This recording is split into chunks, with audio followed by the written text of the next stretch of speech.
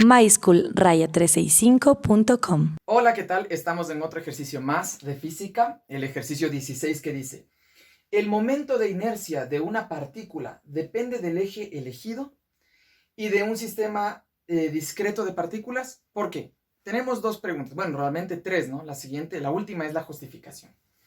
Vamos viendo para poder responder, y ojo, tiene que quedar claro que nos dice una partícula, ¿ya?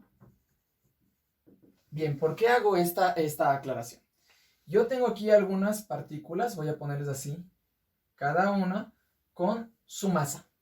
Y digamos que voy a ponerle aquí masa 1, masa 2, masa 3, masa 4, masa 5 y masa 6. He dibujado 6 partículas, ¿de acuerdo? Lo que nos dice es que si el momento de inercia de una, por eso tú tienes que leer bien, de una partícula depende del eje de referencia o el eje de giro escogido. En este caso, sí, por una razón.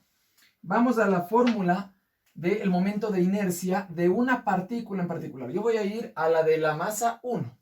Entonces, el momento de inercia de la partícula 1 equivale a la masa 1 por el radio que tenga hacia el eje al cuadrado. Bueno, le voy a poner R mayúscula. A veces se pone la R minúscula. Ya eso depende de cómo lo estén llamando. Bueno, voy a ponerle ya con R minúscula, ya. Bien, nota que es la masa 1, la inercia de esta partícula, es decir, que ella experimenta su propia inercia, será la masa, su propia masa, por la distancia. Pero, ¿la distancia a dónde? Al eje de giro. Entonces, fíjate, voy a tomar esta reglita. Si yo pongo este eje de giro aquí, voy a ver si lo dibujo. Digamos que aquí yo pongo un eje de giro imaginario. Voy a ponerlo así, a ver. Y lo dibujo de esta manera. ¿Ya? Entonces, este es el eje de giro. Así van a girar las partículas alrededor de ese eje. La distancia es desde donde se encuentra la partícula hacia ese eje. Entonces, yo tengo que dibujarla de forma recta, de forma perpendicular. Así, mira. De esta manera, perpendicular significa que tiene que tener 90 grados. Bueno, me salió un poquito, no tanto como 90 grados. Pero este voy a llamar radio, voy a poner el radio A. Entonces, en este caso será radio A al cuadrado. ¿Pero para qué eje? Si yo le llamo a este eje A, ¿sí? Entonces este será la inercia de esta partícula, es la inercia 1 de esta partícula, pero respecto al eje A. Eso quiere decir que si yo dibujo otro eje, por ejemplo, fíjate, voy a poner uno más acá arribita, y es decir, se me ocurre hacerlo así, incluso más inclinadito, voy a ponerlo así, ¿ya? Voy a llamarle a este eje, eje B.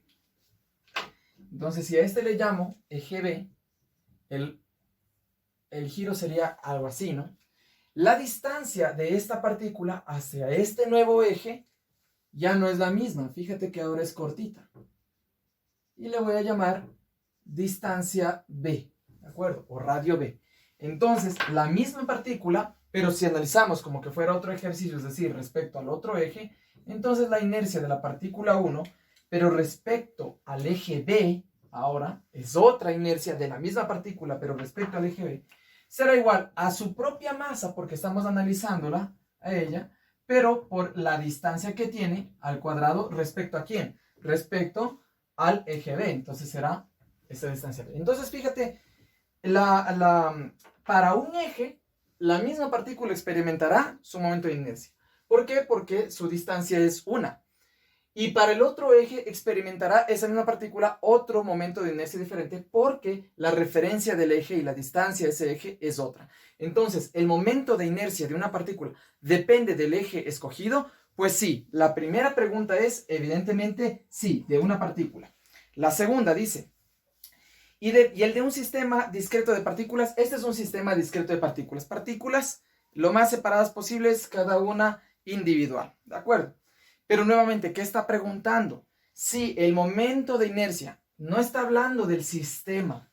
Del sistema sí depende del eje, ¿no? Por ejemplo, si yo cambio, digamos, la forma en la que están distribuidas las partículas, evidentemente, seleccionando otro eje, va a cambiar, va a variar, si es que yo aquí manipulo, digamos, el sistema. Pero el de una partícula, porque estamos analizando una partícula, el de ella no depende de las otras. Fíjate en su propia fórmula, nuevamente vamos a las fórmulas. Dice que la inercia de esa partícula depende de su propia masa. En ningún momento, aquí tú ves en la fórmula, ponemos las masas de las demás. Y uno dice, pero ¿y esas fórmulas en las que se ponen las masas, aquí los radios? Sí, pero ahí estamos hablando del sistema. Y lo que nos dice es el momento de inercia, no del sistema, sino de la partícula. Entonces, cuando tú analices el momento de inercia de una partícula, se analiza con su propia masa y el radio que tenga hacia el eje escogido. Pero depende del eje, no de las demás partículas ni de su disposición. Entonces, en este caso no depende no depende del sistema discreto de partículas, depende realmente del eje, el de una partícula en particular. Y ahí está explicado justamente el por qué, ¿no? Entonces espero que esto haya quedado claro, ¿sí? Haya quedado claro.